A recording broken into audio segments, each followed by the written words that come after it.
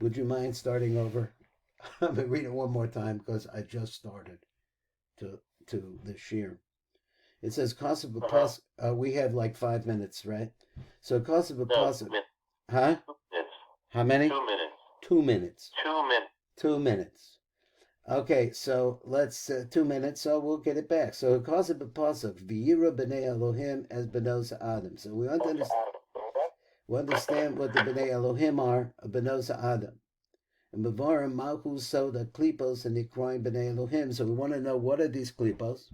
And he says the klipos var v'hainu dechsid. This is what it's really shehem sod shnei meraglim. This is also the secret of this concept of the two spies sent by Yoshua. Now it makes as we read this once before, that they're looking, spying out what's down below them. Shene'emer b'chem v'yishlak Yehoshua ben Nun shnayim v'nashim meraglim cherish lemor.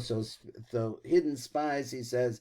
V'inyan hu shebnei Elohim, the Bnei Elohim that we're talking about, are really Shnei Mochim Chachma Bebina Shel Zer Anpin de Klipas Noga, but here's the important part here, Shel Olam Atzilus. So the Meraglim are in Olam Atzilus, but they're spies. What are they looking at?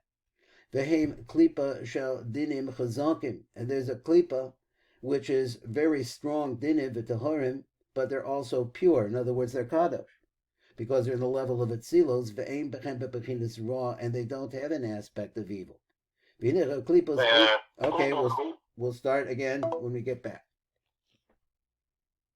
So let's get back to work here now. I'm thinking that what he's saying over here is that there is a klipas noga in Olam Atzilus, and there's a klipas noga in Olam Abriya, and he seems to be contrasting them as we're understanding that we have this concept of the Bnei Elohim and the Benos Adam, those different concepts. And now he's explaining that the Bnei Elohim refers to this particular aspect of the Klipa, which he said was the Chochma Bina of the Zer Anpin of the Klipas Noga. And then he puts on the Benos Adam. That's going to be the same concept, but in Olam Habriya. So one, he said that in the first one that has to do with the Tzilus, this is Tahor. Even though that they're Dinim Kashim, this is Tahor. But on the other hand, once you go to Bria, then you're talking about something much lower, which is Shmotzik, full of Tuma. So we're on the word Vihine Klipos Elu Roh V'chashko as Benosa Adam. So the Benosa Adam, now he changed this was seen or designed, let me read it. Klipos elu raw v'chashkos as benoha adam. They wanted the benosa adam. So who are they? Kamosha na'amar b'hem shechapasuk, as the pasuk says, v'yiro b'nei Elohim as benosa adam ki tovos heina, because they liked them. V'yichol l'chem nashim, and they took them for their female attribute, for their female part. They called the shebachru, from everything that they chose. So in other words, they chose them, whatever they wanted. Uvenosa Adam haladoho behem sod shnei mochim the klipas noga. So these two benos Adam we're talking about, they're the klipas of the shel bina the olam abriya, of the bina of olam abriya, of the klipas noga of olam abriya. Behem klipas she'enim tahoros, but they're not tahor, not like the bnei Elohim. Kimu'uravim bechem tov v'ra, because he wants to say in the bnei Elohim, you don't have a mixture of tova raw, but over here you do. So therefore they already have this concept of tuma about them. So he said, b'nei Elohim. So since this chat, now the bnei Elohim made a chat. Ubachru b'benosa Adam, and they wanted the benosa Adam, which is a klipa in the olam abriya. Klipas noga olam abriya, shehem b'makom b'chizis raw. That's where raw really has a hold. So therefore, these klipos, they fell out of the klipa noga of the of Atzilus. Lamakom shabach, the place that they chose. What was the place that they chose? The bina de bria. They wanted to go into the bina of bria. Hanik was nukva to the homa rabba, which is called the nukva, the great depth. We've kind of seen some of this at the end of Eitz Chaim a little bit. Because this is where the Benosa Adam live. V'achar kach b'mei Yehoshua ben Nun, then they're coming over here now. In the time of Yehoshua ben Nun, shehoya besod malchus d'Atzilus. So let's go back again. The times of Yehoshua represents the moon. I'm just trying to touch this. Represents the moon. The moon is malchus. So he said, Yehoshua ben Nun shehoya besod malchus d'Atzilus. In other words, it's the highest possible level, but on the malchus part of it, Nimtku haklipos the noga the chatzilus, that therefore the meraglim, or whatever Yehoshua is doing at that level, is sweetening, making a tikkun in the klipas the noga the chatzilus, which are called Bnai Elohim besod shel meraglim kanal. Now the secret of the meraglim, I'm not sure exactly what that means. He hasn't said it yet. So he says that what happens again. Let me read you again because this is difficult stuff. Yehoshua ben Nun shechoya besod the malchus d'Atzilus. He was able to matek the klipos, the noga d'Atzilus, hanikroim b'nei Elohim besod shnei meraglim, and he uses the concept of these two meraglim. Yehoshua yeshaloch as shnei meraglim elus, because he sent out these two meraglim, the ragel, in order to spy out as the aretz, the land, the yoneg b'malchus d'Atzilus, and to be able to nurse from or feed from the malchus of Atzilus. Now, this is a little bit elusive for me to try to pick up exactly what's going on here. So we had what? You have these Bnei Elohim, which represented these the elements, these Chochma Bina of the Zera Anpin. I'm just not going to say it all out over and over again, but he says that it represents the Klipas Noga of Olam Atzilus. Yehoshua, who represents the Malchus of Olam Atzilus, able to shalach shnei meraglim, he sends out these two spies. The ragel is the aretz, to look at the aretz. Aretz is lashon Malchus also. The yanek b'Malchus the Atzilus, and to be able to nurse from the Malchus of Atzilus, v'nismatku techa b'knisas in the Eretz Yisrael, and immediately as a result of that, they're sweetened already as they enter into Eretz Yisrael. Now that whole sentence here implies a lot that I don't know, that I really don't understand. So he said that Yehoshua, who represents the Malchus of Atzilus, he sent out these two spies, which is not identifying here at this point what the two spies is, but they're coming from the Klipas Nog apparently. And he sent them out, Liyanek b'Malchus the Atzilus, to be able to feed off of Atzilus. And what does that do for them? As a result of that, it sweetens them. Immediately sweetens them. Big Nisas in the Eretz Yisrael as they're coming into Eretz Yisrael. So he said, what's the purpose of the spies? The spies are agents, according to this, of Yehoshua. And what they're doing is they're sweetening the Klipas Noga, which he said before. That's what he does. So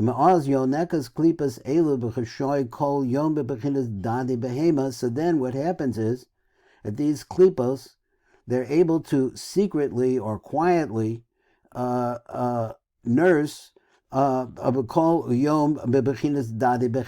concept of the Dadi Behema. Now I'm going back to the Dadi Behema that we learned in the Otzros Chaim, and I'm not sure whether that I really understand it. The Dadi Behema shel Malchus the Atzilus.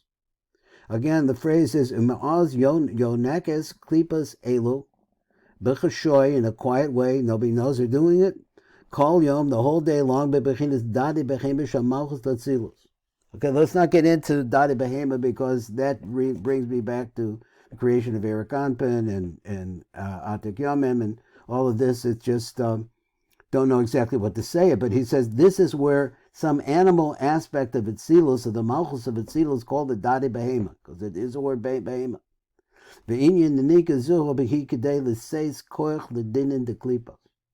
So however the language is, and there's a lot here. So he says then whatever the language is that the purpose is to sweeten up and to feed these dinim and the klipos and try to sweeten them up.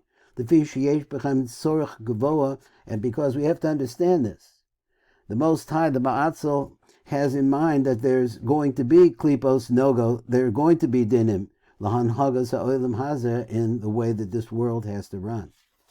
So that was a whole lot of new stuff there.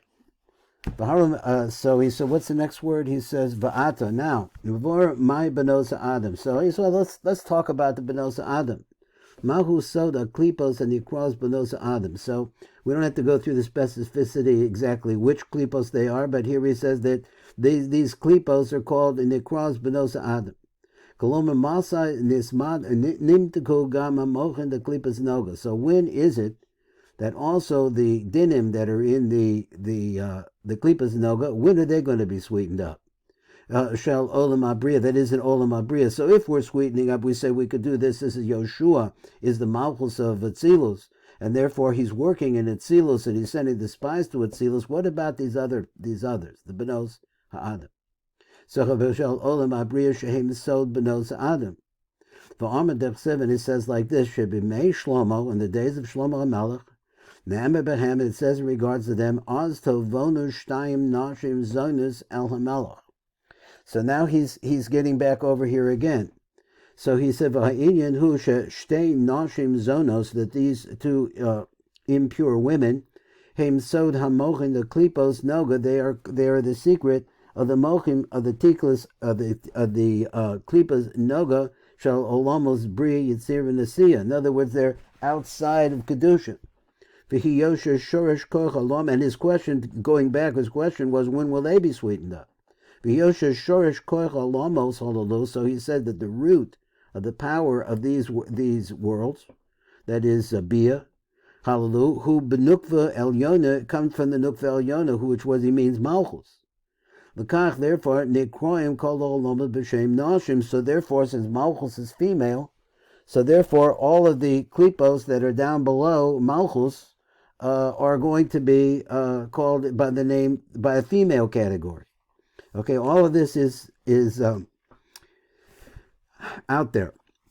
V'hinei, so he says, Hinei b'klipos shtei nashim zono. So let's look at them. The klipos that represent these two impure women, Bocha b'bera b'shlomo, lehismate v'la'alos ala gedusha. So what they want, now we're talking about the bia, right? The klipos of bia, they're coming out, and we're talking about, once again, the klipos noga of bia. Lehismate v'la'alos ala gedusha, they want us to be sweetened up and be able to make their way into gedusha, come back into unity again. Because of them, it's written v'lakachna ember b'pasuk ki raw, that they saw hashtei nashim zainos. They saw these two women, impure women, ki chachmas Elohim bekirbo, because they have the chachma Elohim inside of them. What does that mean? Va'inyan, who the is like this: Shebimei Shlomo, ro hashtei nashim zona shehachachma alyoine meira b'malchus. Now let's go over these words again. Then the days of Shlomo HaMelech, ro, he saw these two women zonos. So the Chachma Elyona, we have to understand it must be the Chachma of Atzilus. Me'ira b'malchus, is shining into Malchus. V'gavar ora, and its aura becomes very powerful. B'sod sihra b'sh'at shlemusa, but the moon in its perfection. Now I need to read this again because I think I'm working on the wrong pshat. So let's just look at it again. He said, "Va'inyan who is like this."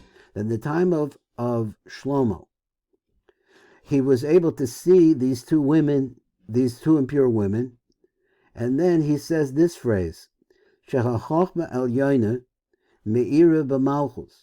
And I don't see how this exactly goes together with the first part, but he says let's say it's a fact, that the Chachma Elyona is shining into Malchus, the Gover Ora, and it's all its light. In other words, there's a connection there that allows the light to come into Malchus, and as a result of that, the Or that's in Malchus becomes very large.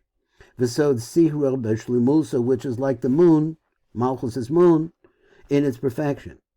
V'nismat will call the dinim. It comes around, and as a result of this chachma that's pouring into Malchus and the growth of Malchus sweetens all of the dinim. Ve'ein pacham ha'hitzayim, and we don't have to be worried about outside forces, the forces of evil. V'shum kach hoyu ru'uyas, and for this reason they were fit. Hashtei nashim zona the hismatik. Then as a result of that, because what we're saying is that there is some mechanism that brings a tremendous amount in the days of Shlomo. of Chochmah into Malchus, and as a result of that, it has the ability to be able to sweeten even the Klipas Noga of Bia. And to bring them up into the Kedusha Al Yonah Tzilus. Ma'amar Odin, he says furthermore, more than that, he says, Oz Tovono Velo Bagadmisa. Now, Tavona I just translate as they come. The Oz they came, or they brought them Velo Bagadmis, but not like at the beginning.